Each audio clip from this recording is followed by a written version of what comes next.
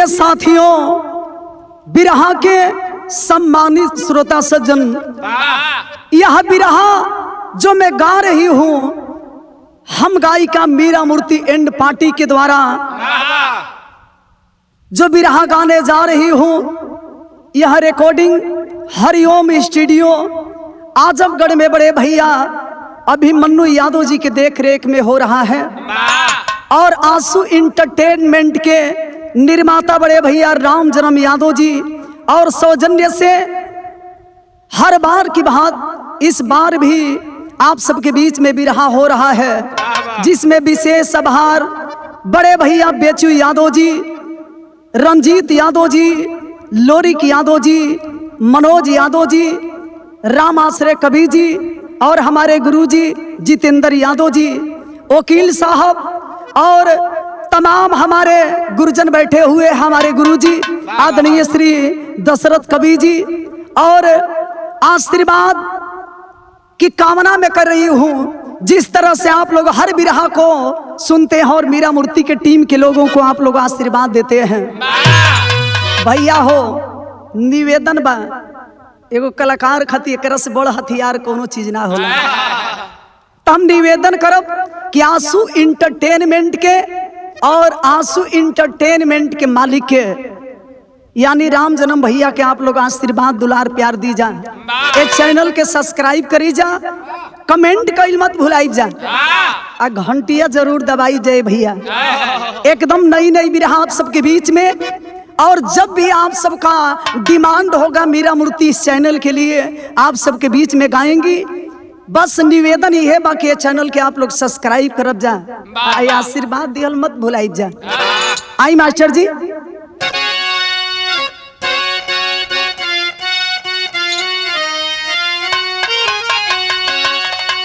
भूमिका में कवि का भाव है क्या? वेदों पुराणों में महिमा है मंडित, नरियों नारायण भी गरिमा बखाने, बेटी बहन पत्नी बनती अनजाने, वहाँ सी दरिंदे सताते हैं नारी,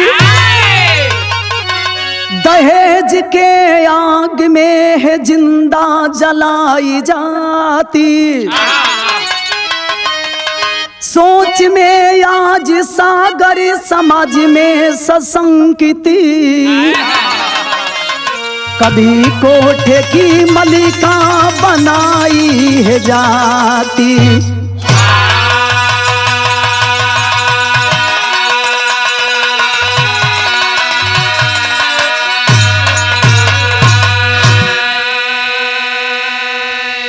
जिनकी लिखी हुई तमाम गीत आप सब सुनते हैं, हमारे गुरुजी गंगा सागर गुरुजी की लिखी हुई गीत लिखे हैं कि सोच में आज सागर समाज में है सशंकित, कभी कोठे की मलिका बनाई है जाती। बिरहा में बड़ा सुंदर कवि के इशारा बा, नई नई गजल के अंदाज कैसे बहादुर।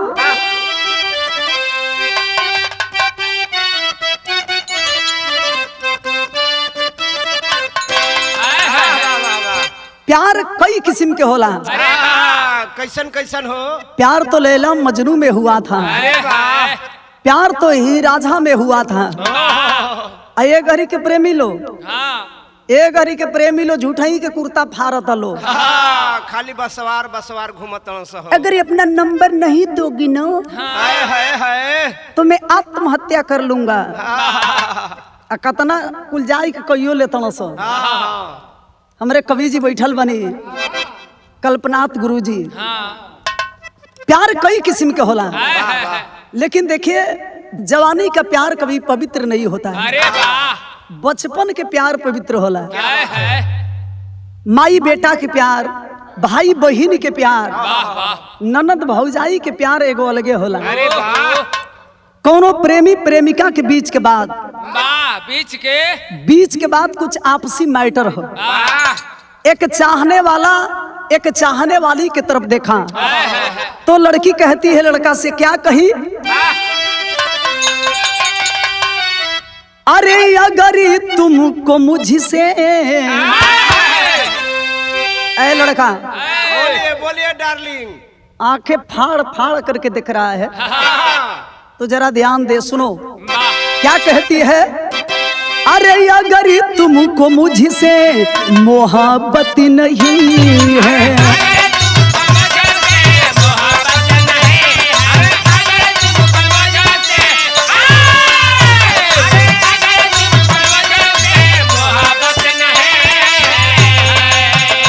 अरे अगर तुमको मुझसे मोहब्बत नहीं है,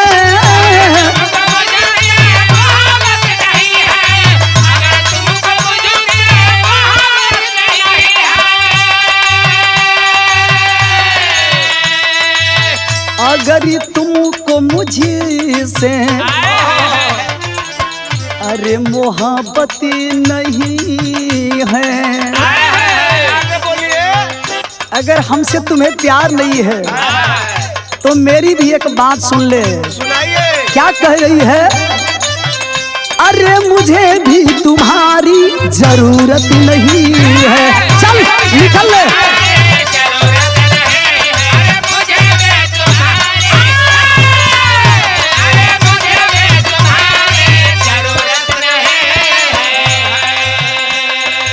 लेकिन गजल से बढ़िया कवि जी हमरे गीत के लाई लिखलन का, मानो मानो मनौता दफन कर रहा है,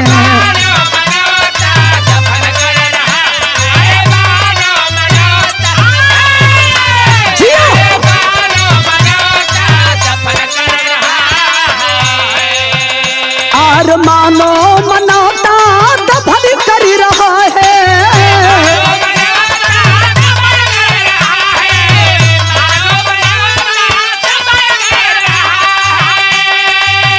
और मानो मनौता अरे दफन कर रहा है, और तारी तारी तारी तारी पापी कफन कर रहा है।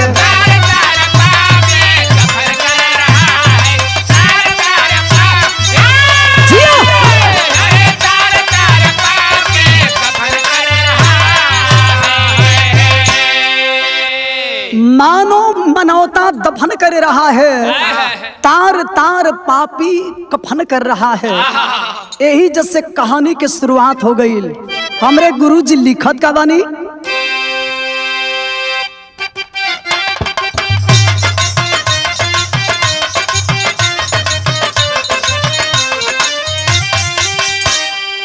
हमरे बिरहा गौला का मतलब कि लाइन बाय लाइन एकदम शीशा में जैसे चेहरा लौकेला, आप लोग के लाइन बाय लाइन कहानी समझ में आ जाई।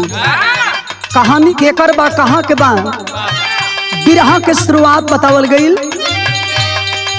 हरियाणा प्रांत गुरुग्राम की कहानी है, हरियाणा प्रांत गुरुग्राम की कहानी है, प्रवीण कुमार की बेटी पूनम सयानी है।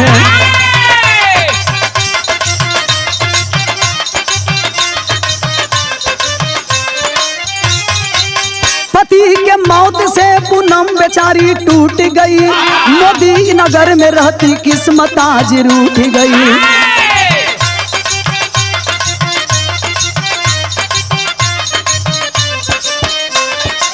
दूसरी शादी कर लो सभी लोग समझाए हैं, सुभाष दवा के व्यापारी भी बतलाए हैं।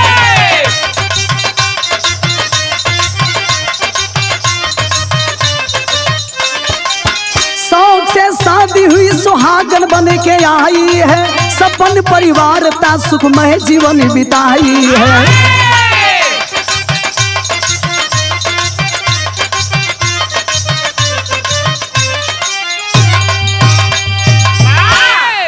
तनी कहानी के समझ लिए बाबू, ये हरियाणा प्रांत में ये कहानी गुरुग्राम के बाद वाह वाह।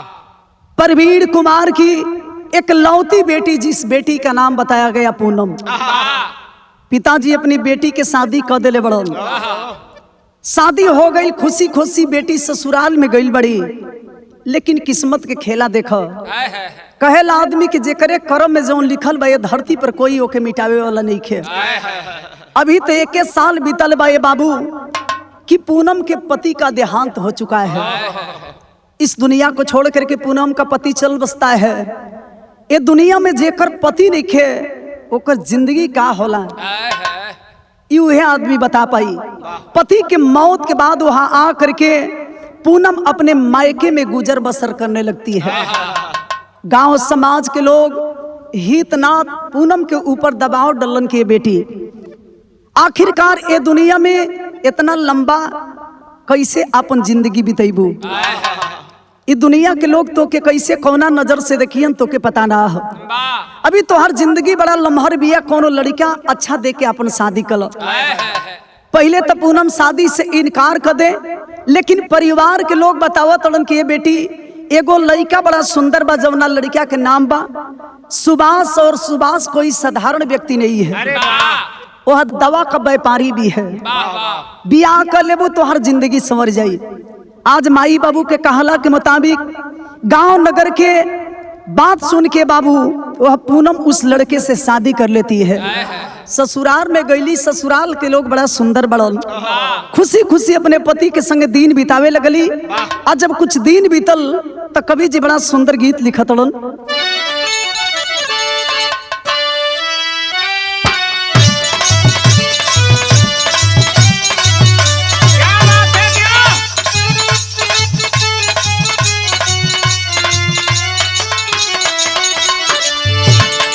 बड़ा ही मार्केट में गीत बजाता है। एक जना अपना जानी से कहतड़न, का कहतड़न, का करतारू धनिया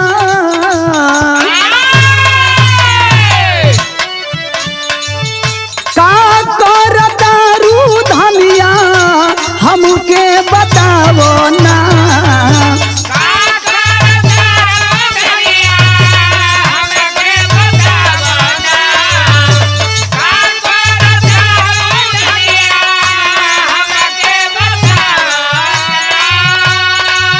रूपवा से परिदा तनी, रूपवा से परिदा तनी धनिया हटावो ना।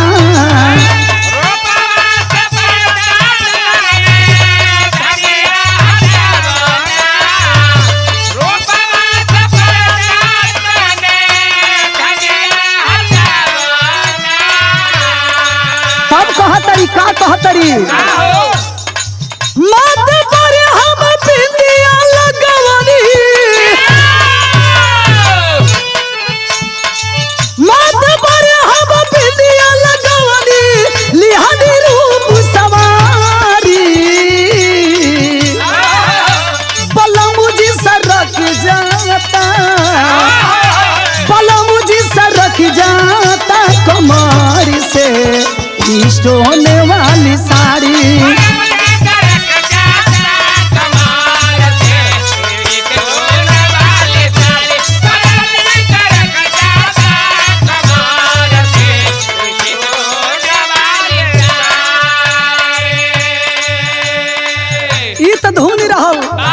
पूनम सोचा तरी के है भगवान नसीब से एगो लड़किन के ससुराल मिलेला, बड़ा भाग्य से ओकरे मांगी के सिंगार मिलेला। हम इतना बढ़िया बनी, हमार नसीब इतना सुंदर है, जेकरे हाथ से मेरे मांग में सिंदूर पड़ल। हमार स्वामीनाथ, हमार पति वास्तव में ये जमाना के भगवान बड़ल। सास से लेकर परिवार के लोगन से बड़ा खुशी मिलता। धीरे धीरे समय बीतल। एक दिन ये बाबू सुभाष अपने पत्नी से यानी पूनम से कहलन, का कहलन, रूपवा सजाला रानी,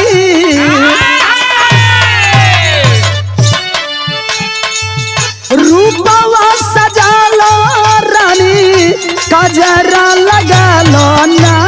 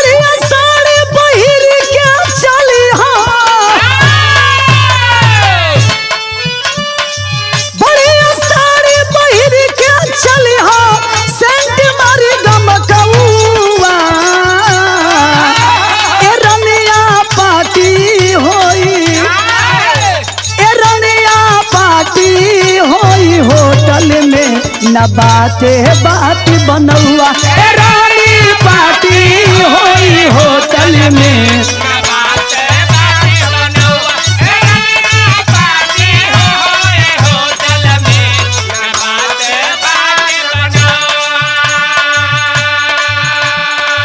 सबेर के टाइम बा तो सिलावा तड़न पूनम के कितना दिन तोरे घर में इला हो गई न माई बाबू के सेवा से घर के काम से तो के टाइम में कहाँ मिलेला, लेकिन आज बड़ा बढ़िया मौका बा एकदम विधिवत कपड़ा लाता पहन के सोरहो सिंगार सजाई के। आज जाना तड़े पगली एगो पार्टी में चले के बा, बहुत बड़ा पार्टी बा। पूनम कहतड़ी कैसन पार्टी बा जी? कहतड़न ऐसन पार्टी बा कि ऐसन पार्टी के वो देखले ना होकबू। कवि जी लिखतन का रची रची रूप सजावली हो, अरे रची रची रूप सजावली हो, मने मने मुस्कैली हो।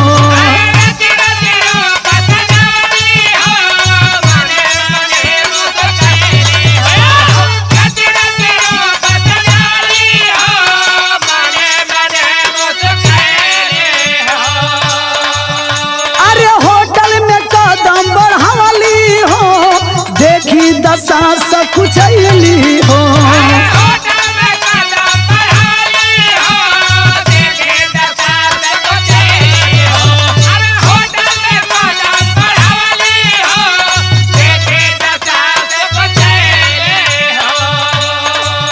एगो औरत खातिर पति भगवान होलन। आज हमरे भगवान के आदेश भइल बा एकदम रच रच के सबसे बढ़िया जौन बिछुई साड़ी बिया वही साड़ी के झापी में से निकाल के पहनली हो। ऊ आँख में काजर, ओठ में लाली, सेंट तो ऐसा मरले बड़ी कि दूर से तनी मनी आदमी के ऊपर अगर असर हो जाए खड़े खड़ी आदमी बेहोश हो जाई। पति के संगे जब चलली हो तो देखा तड़ी कि होटल में ऐसन व्यवस्था बा कि जिंदगी में वो ऐसन देखले ना रही। कवि जी लिखा तलन का अरे केहू से नहीं सकुचाई हा हो, सबसे मेली बढ़ाई हा हो।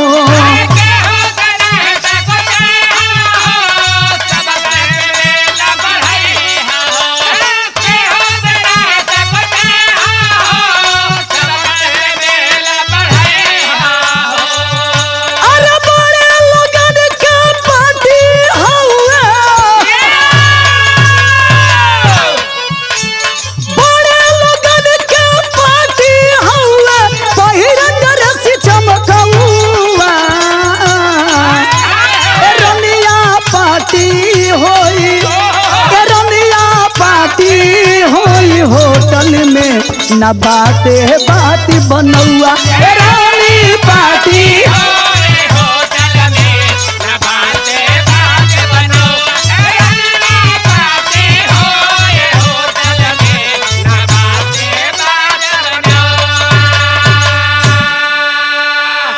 आए हाय हाय रे मेहरारू के संगे संगे सुबास भी बड़ो इतना जोन बा पहिन ओढ़ के तैयार भइलो। मेहरारू के लेके जब होटल में गइल हन, मेहरारू जिंदगी में पहली की बार ऐसा सीन देखले बिया। आप लोग जानते बानी हाई फाई होटल में जहाँ बड़ बड़ पार्टी होला तो पार्टी में ऐसनो ऐसन देखे के मिलेला कि गांव घर के मेहरारू कबो देखले ना हुई। अरे वाह, जब देखली अब पूनम पार्टी की स्थिति तो लगली आदमी से ककरियाए। सुबह समझावत कि देखा ये कुल होत जात रहेला। बड़ बड़ुआ के पार्टी है। अरे बड़ बड़ुआ के पार्टी है, ऐसे तू डेरा मत। अच्छा तो दोनों मर्द मेहरारू पार्टी में पहुंचल बलो, और जब पहुंचल बलो तो कभी जी बिरहा में गीत लिखत हूँ।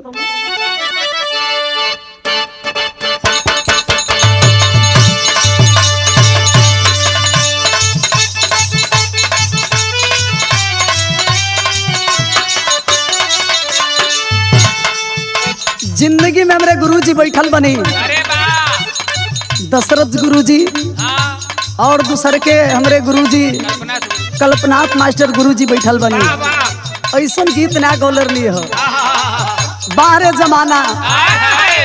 अच्छा तो बुढ़ापा में हमरे गुरुजी गंगा सागर कवि जी भी हद कर दिले बनी।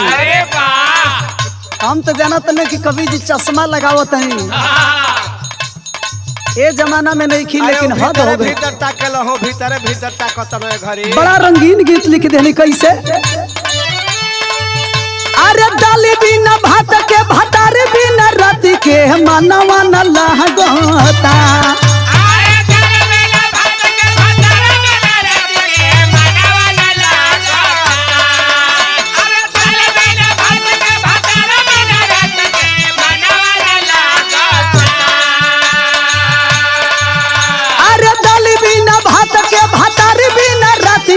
मनवा न लागता ए रजऊ करन वीडियो कॉल देखे के मन करता। ए रजऊ करन वीडियो कॉल देखे के मन करता। ए रजऊ करन वीडियो कॉल देखे के मन करता। अरे गुरुजी ऐसन पार्टी रहो ना देखले हो खो। पार्टी है लाजवाब पार्टी। कवि जी बड़ बड़ुआ का पार्टी कैसन होले। केनियो बियर चलाता केनियो दारू चलाता। यही में कितना लोग रेड बुल मारता।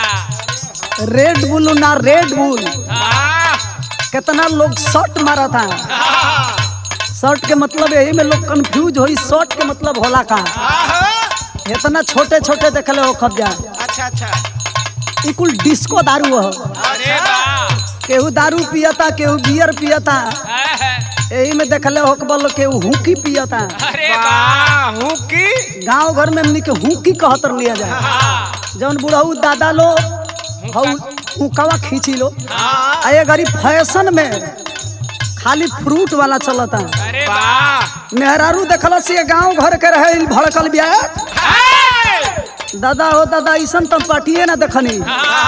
ओकर हालत का बा हो। अरे देखली हसीन होई गईली गमगीन। देखली हसीन होई गईली गमगीन नहीं मनवा ई भावता।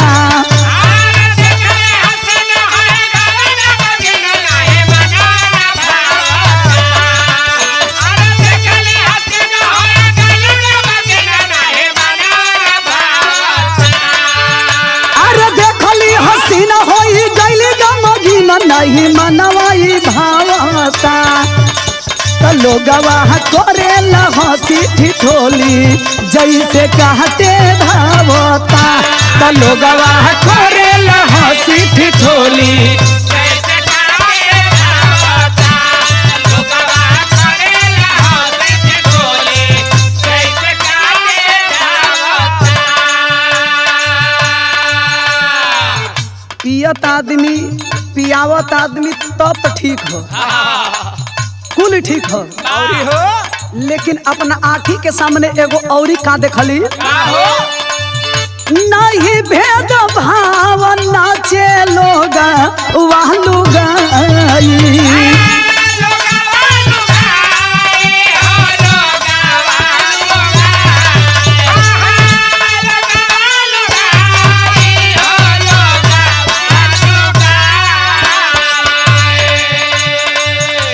बिचवा में एगो गाना आई रहल आप लोग सुनबे कैल लो। कबो बेली कबो पप तू नचवल। सारा साटा के पैसा उठावल। गांजा चलता बियर चलता दारू चलता उ सही है। लेकिन देखो तड़ी कि जब लोग लुंड मुंड हो जाता पी के बट केहू केहू के धके नाचे लगता।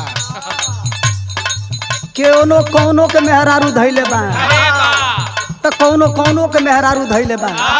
धके खूब नोचता। नोचत नहीं के नाचत न से डांस करत न से।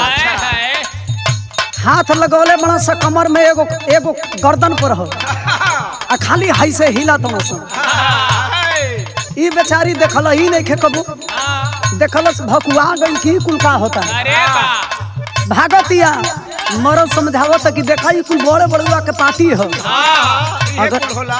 अगर ऐसे करबू तो लोग हमनी के शिकायत करियन कि एकर मेहरारू एकदम जाहिल गमार बिया। अरे बा सुभाष जब जान गइलन कि ना मानी तो कैलन का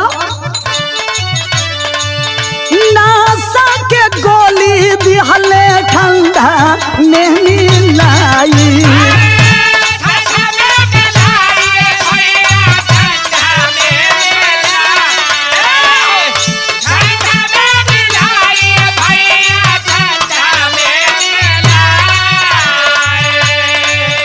अरे चढ़ेला सुरूर होई गइली मजबूर जाके बेड पर सुतावेला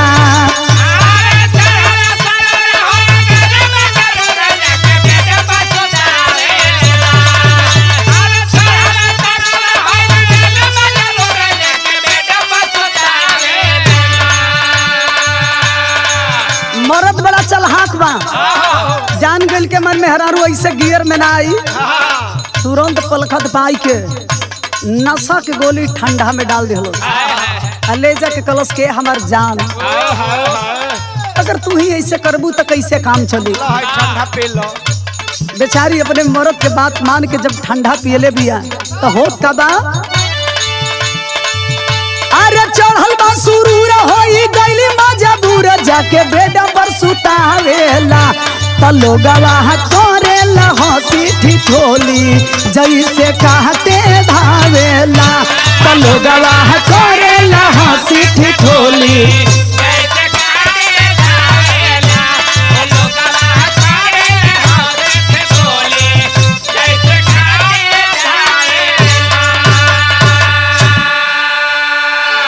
सोचने वाली बात है बाबू दुनिया के लोग पति परमेश्वर मानते हैं लेकिन इस धरती पर ऐसे ऐसे कमीने पति भी हैं कि स्वार्थ में अपने पत्नी के साथ ऐसा भी कर्म करते हैं अपना पत्नी के ठंडा में नशा के गोली डाल दिहलो जब नशाई गईली तो टांग के ले जाके एगो बेड पर सुता दिहलो ए बाबू इहे ना सुतबे ना कैली सुतला के बाद वो बेचारी के संगे घटना का घटल कभी जी बिरहा में गीत बदल तड़ल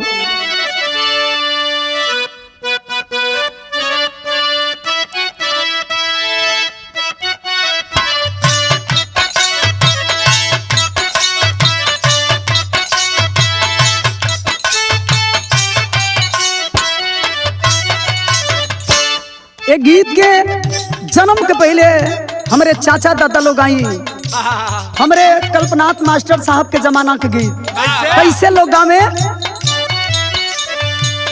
सिकिया मोचिरी चिरी डलिया बनवनी अरे डलिया मुसवाला दनिया ले ले जाया ये तो गीत रहल लेकिन गीत से बढ़िया कवि जी बिरहा के लाई लिखल खुलल जब अखिया पहली नंगी बदनिया रे नंगी टूटे लागल अंग पोरे पोरी मंद मुसुकाती एक लुटलस इज्जतिया रे लुटलस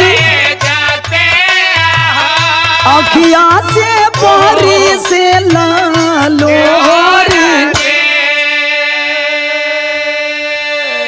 ये बाबू जब वो बेहोश हो गईली पूनम तो वह नीच कमीना पति ले जाकर के अपनी बीबी को एक बेड पर सुला देता है जब नशा टूटल पूनम देखा तड़ी कि शरीर के ऊपर से एकदम कपड़ा एने ओने हट गिल बा निवस्त्र है बगल में एक आदमी खड़ा है नौजवान जो कपड़ा पहन रहा था शरीर के ऊपर जब कपड़ा ना देख लिया हो कहेला आदमी कि आधा अंग के मालकिन अर्धांगिनी के बतावल गई पति परमेश्वर होते हैं हिंदुस्तान के धरती पर नारियों का उपमा देवी का दिया गया है लेकिन पति के रहते हुए उस देवी की आबरू लूटी गई है बाबू। बिलख रही है कि मेरी आंखों के सामने ये नौजवान जो कपड़ा पहन रहा है यही मेरी आबरू को लूटा है।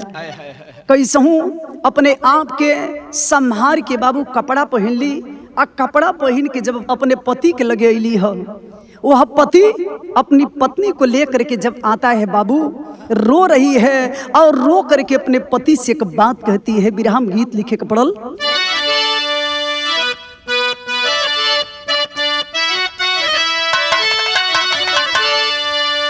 वह गीत बा जौना गीत के कि पहले के जमाना में लोग गीत के गावे।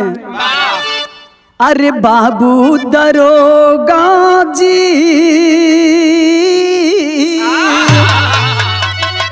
बाबू दरोगा जी, अरे कौने गुनहिया पियावा बनला मोरी।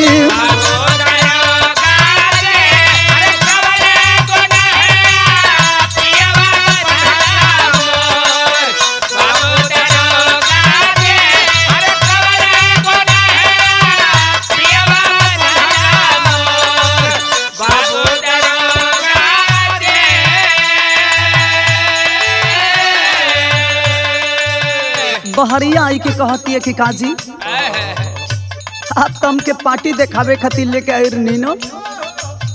सही रोवा कहत रही, जिंदगी में हम ऐसा पार्टी ना देखले रहनी। रोवत या रो के अपने पति से कहती है का कहे, मोरे सैया जी, मोरे सैया जी, आगे लागो ऐसन पार्टी तोहारी। अरे मोरे सैया आगे लागो ऐसन पार्टी तोहार, मोरे सैया आगे लागो ऐसन पार्टी तोहार, मोरे सैया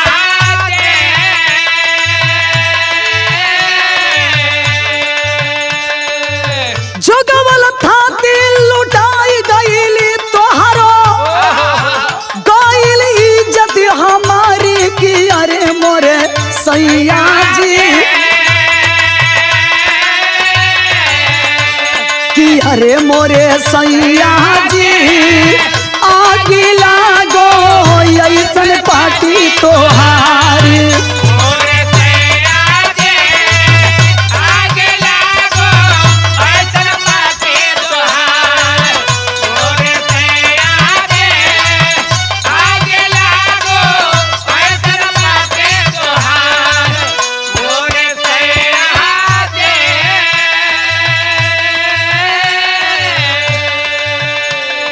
सोचती है कि बाहर किस्मत सुबह से समझावे पोल्हावे पूनम के मालिक हुए हमारी। हो रामा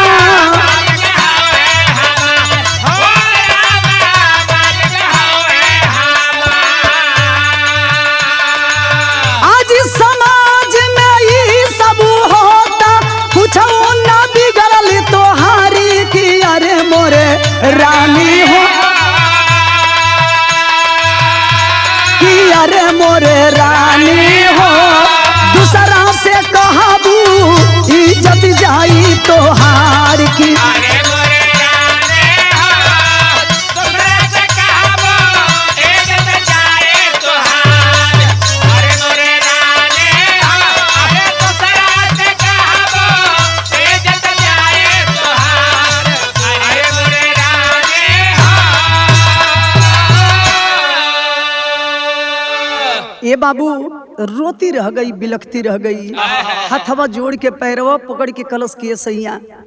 आज तक हम ऐसा पार्टी ना देखले रही, जौन पार्टी तू हमके देखौला, जौन इज्जत के इतना दिन हम संभाल के रखनी, वो इज्जत के आपके रहते लीनाम हो गई। रोती है, समझावत के अरे पगली, ये आजकल के जमाना में ये सब तो आम बात बा।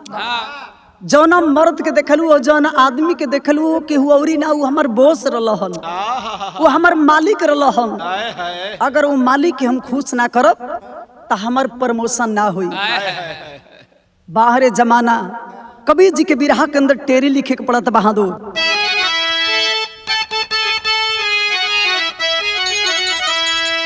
अरे आफत की मारी रोती जिंदगी भारतीय संस्कृत की, अरे अर्थी कांधे ढोती। भारतीय संस्कृत की अर्थी कांधे ढोती, आफत की मारी रोती जिंदगी। ए बाबू कोटि करी चतुराई, विधि के लिखल मेट न जाई। आज रो तड़ी बिलखा तड़ी, लेकिन वो पति पर थोड़ा सा भी असर ना पड़ल। तो कबीर जी विदेशिया के भाव में लिखत उनका,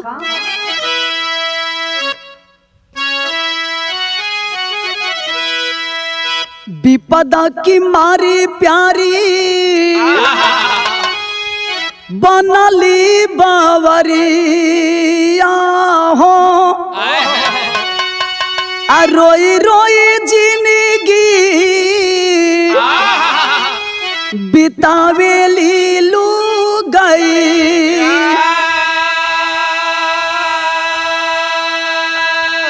आसमां से गिरली खजूरी बरिया टकाली हो, अब मिलल बाटे मारदा बेसरमी मुदाई।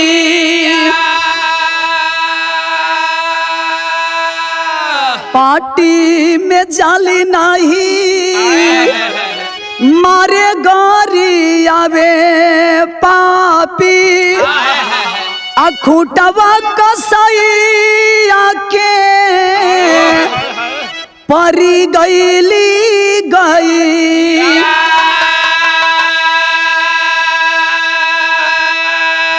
जबरी ले जाला रोजे नया नया ग्राहक खोजे, देवरा मुकेश एक दिल धैले कालाई।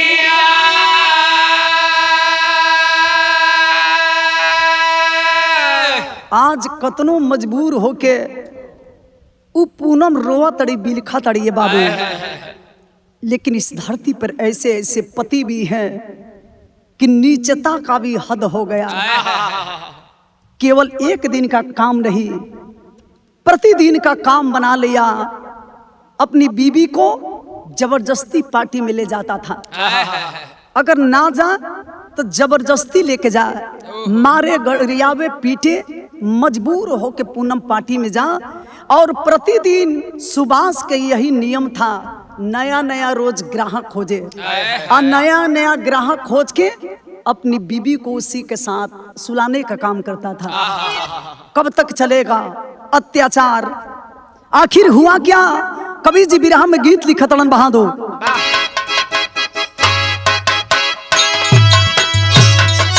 जियो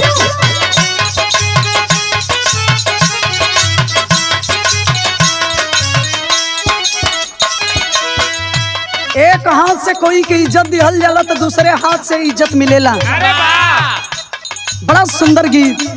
कैसे? एहसान मेरे दिल पे,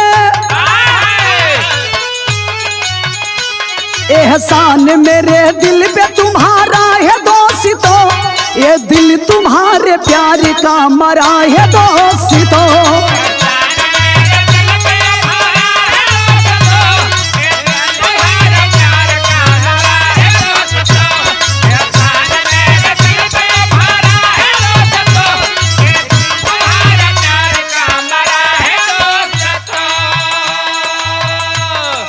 आज एक ऐसा भी समय था कि जब द्रौपदी का चीरवा दुशासन खींच रहा था, अपने भाई को आवाज देने का काम की थी द्रौपदी। लेकिन इस कलयुग में कौन भाई उस बहन के आबरू को बचाएगा? रोती रहती है, बिलखती रहती है, लेकिन कोई भाई उस बहन की आबरू बचाने के लिए नहीं आता है। समझ गई कब मुझे ही कुछ करना होगा। मजबूर होके पूनम कैली का धध के सीने में आगी, धध के सीने में आगी अंगार बनी गई, धध के सीने में आगी अंगार बनी गई, मौका मिलल त नागिन खुखारी बनी गई।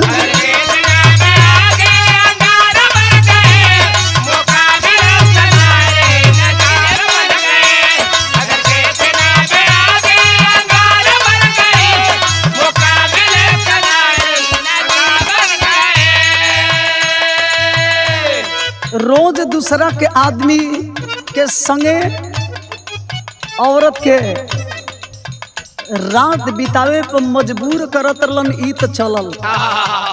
एक रोज जब घर आती है एगो एकलौता देवर बा जेकर नाम बा राकेश, एकदम छिछोरा बा। कलश की भौजी रोज रोज नया मर्द के संगे रात बितावेलू, आज कम से कम हमरो रात रंगीन कर दो। वह नीच माना नहीं, हाथ के पकड़ के बाबू जबरदस्ती उस पूनम के आबरू को तार तार कर दिया। सबेर भइल कलश की काजी रोज आपसे हाथ जोड़ के कहनी कि देखिए हमरे साथ ऐसा काम मत करी, आप ना माने नी ना। रौरा हर बात के हम मान के ऊ काम करें, लेकिन आज तो हद हो गई। आपके भाई जौना देवर के लोग बतावेलन कि लक्ष्मण जी अपनी भाभी को माँ के नजर से देखते थे, लेकिन ये तो हर भाई हमारे साथ रात के ऐसा गलती काम कैले बा। बारिश सुबास कहता है उसका पति, इतनी सोचने वाली बात क्या है, अरे भाई है सबके रात जैसे बितावे लो, एक दिन एकरो मन रख देलू तो का हो गई। समझ गई पूनम कब हो ना हो अब सर के ऊपर से पानी बहत हो, कुछ ना कुछ करे के पड़ी। तो कैलस का तेवर जगावत विद्रोही लाचारी हो गई, तेवर जगावत विद्रोही लाचार हो गई, मौका मिलल त एक दिन फरार हो गई।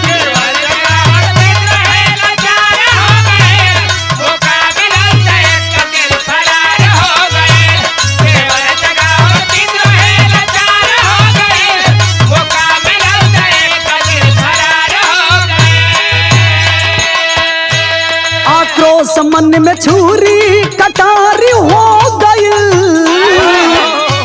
आक्रोश मन में छुरी कटारी हो गई, मौका मिलल त एक दिन फरार हो गई।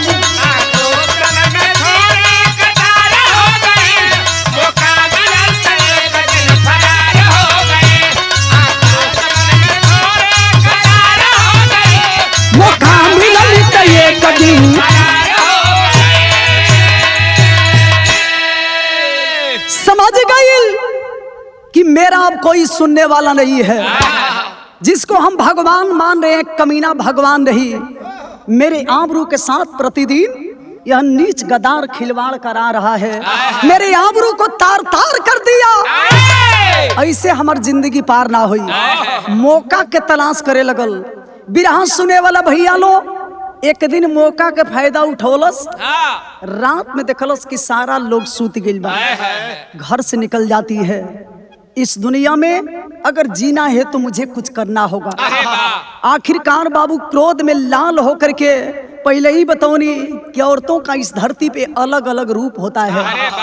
जब चंडी का रूप बनाती है वह पूनम, तो कवि जी बिरहा के अंदर अल्लाह में लिखलन का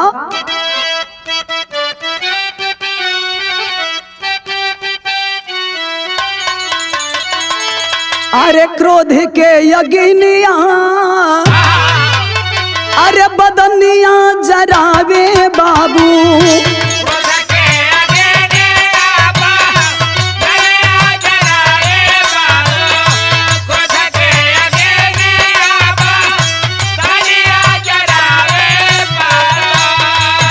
अरे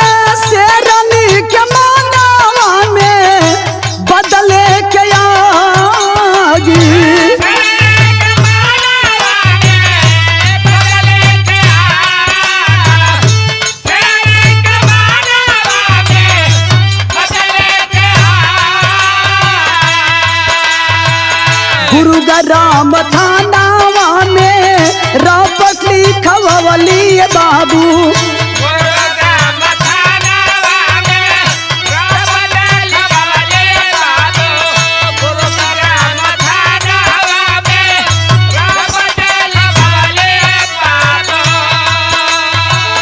पापी पादकार बाटे हमरो सुहागी।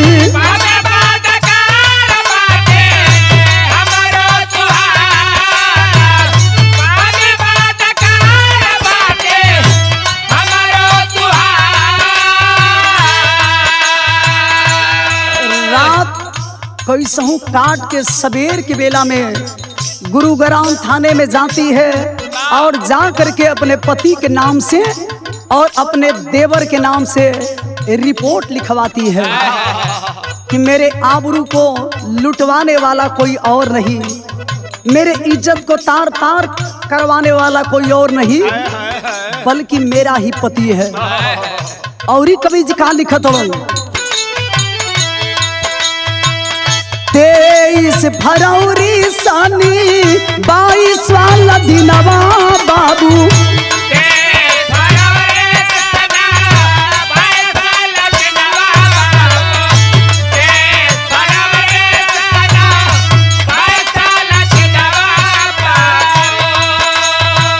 मैं फोर्स भाई लेदा रोगताइया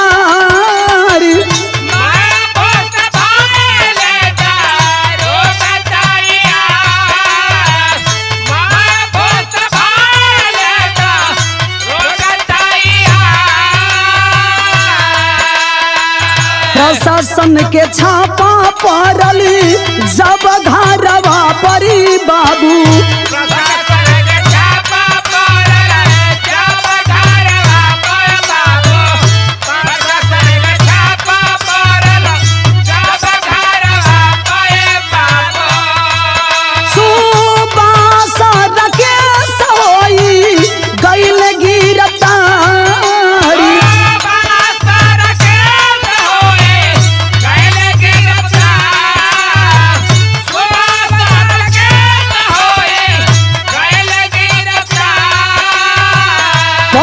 जब मार पूरा भेदवा बतावले ये बाबू।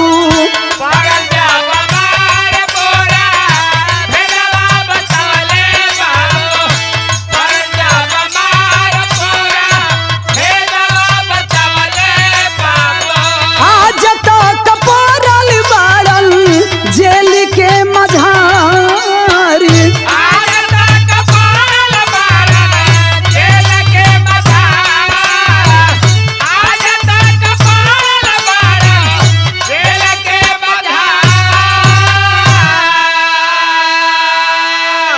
आज जब दोनों भाई गिरफ्तार भइलन है बाबू, पुलिस प्रशासन के जब मार पड़े लगल दोनों भाई के ऊपर तो जौन सच्चाई रहल दोनों भाई बता दिहल। आज तक दोनों भाई जेल के अंदर सड़ रहे हैं। तमाम गांव नगर के लोग हित नात मिल के सुलह करावे के चक्कर में बा।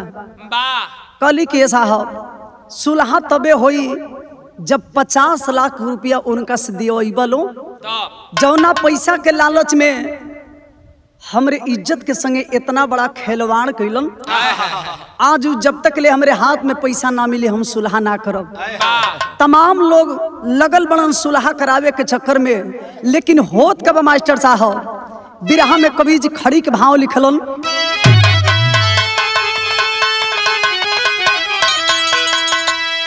इस दुनिया में रुपया पैसा मिल जाई, सब कुछ मिल जाइए बाबू, लेकिन एक बार जेकर आबरू चल गईल वो दोबारा लौट के ना आई।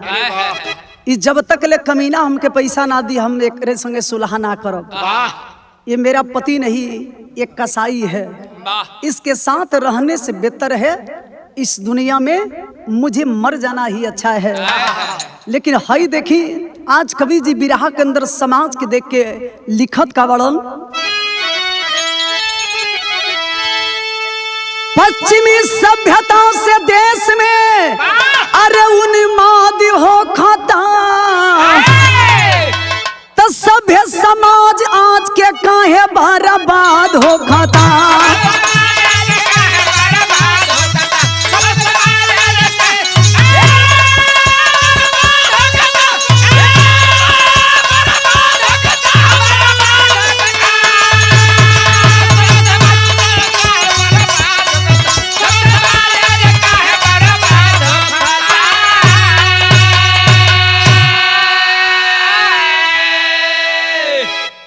पश्चिमी सभ्यता हमनी के देश पर हावी होता है। वाह खान पान ओने के जैसे लोग करत रहल ह। हाँ ओढ़न पहिरन ओढ़ल पहिरल खाइल पियल मैं जौन बा पश्चिमी सभ्यता हमनी के देश पर हावी होता है। वाह और जब तक लेकर के ध्यान ना दिहल जाई ये हमनी के देश पर जब पूरा हावी हो जाई तो ऐसन ऐसन हमेशा घटना घटत रही।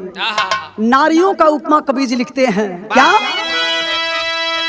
नौ रस से वर्णित नारी सभी गुणों की खान, भारतीय संस्कृति की चर्चा होती विश्व में सुजान।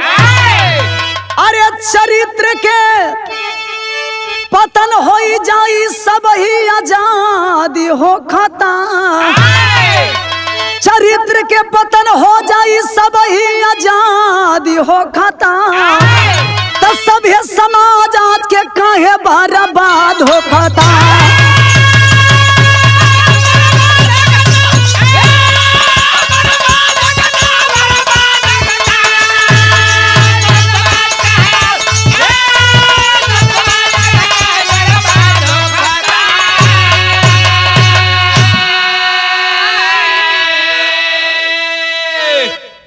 कवि जी लिखत नहीं कि चरित्र के पतन हो जाई सब ही आजाद हो खाता।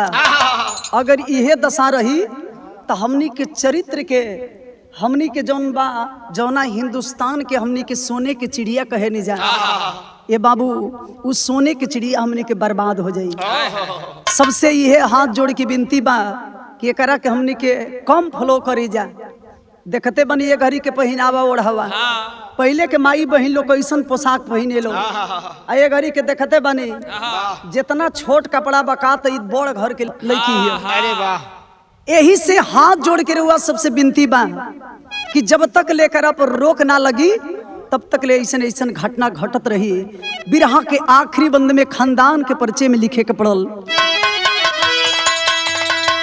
गुरु बिहारी गुरु गणेश गुरु रामलाल गुणकारी, अरे स्वर्ग बसे चंद्रिका कवि बचन जी बने पुजारी। अरे अब हद की मारी रोती जिंदगी तो सागर मीरा मूर्ति की कविता ऐसी होती।